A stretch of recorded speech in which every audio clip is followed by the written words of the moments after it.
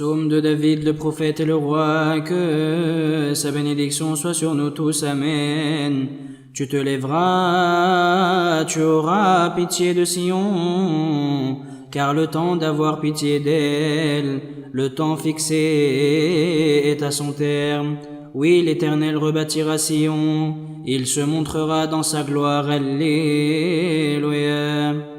Évangile selon saint Luc, que sa bénédiction soit sur nous tous, Amen.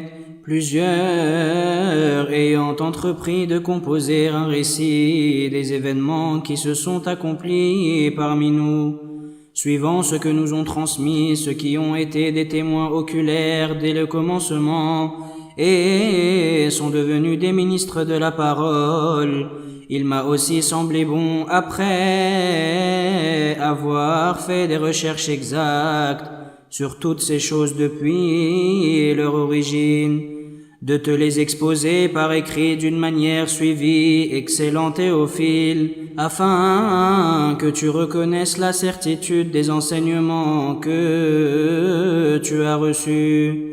Du temps d'Hérode, roi de Judée, il y avait un sacrificateur nommé Zacharie, de la classe d'Abia. Sa femme était d'entre les filles d'Aaron, et s'appelait Élisabeth. Tous deux étaient justes devant Dieu, observant d'une manière irréprochable tous les commandements et toutes les ordonnances du Seigneur. Ils n'avaient point d'enfants parce qu'Élisabeth était stérile, et ils étaient l'un et l'autre avancés en âge. Or, pendant qu'il s'acquittait de ses fonctions devant Dieu, selon le tour de sa classe, il fut appelé par le sort, d'après la règle du sacerdoce, à entrer dans le temple du Seigneur pour offrir le parfum. Toute la multitude du peuple était dehors en prière à l'heure du parfum. Alors un ange du Seigneur apparut à Zacharie et se tint debout à droite de l'autel des parfums. Zacharie fut troublé en le voyant, et la frayeur s'empara de lui. Mais l'ange lui dit: ne crains point, Zacharie, car ta prière a été exaucée. Ta femme Élisabeth t'enfantera un fils, et tu lui donneras le nom de Jean. Il sera pour toi un sujet de joie et d'allégresse, et plusieurs se réjouiront de sa naissance, car il sera grand devant le Seigneur. Il ne boira ni vin ni liqueur enivrante, et il sera rempli de l'Esprit Saint dès le sein de sa mère. Il ramènera plusieurs des fils d'Israël au Seigneur leur Dieu. Il marchera devant Dieu avec l'esprit et la puissance d'Élie pour ramener les cœurs des pères vers les enfants et les rebelles à la sagesse des justes, afin de préparer au Seigneur un peuple bien disposé.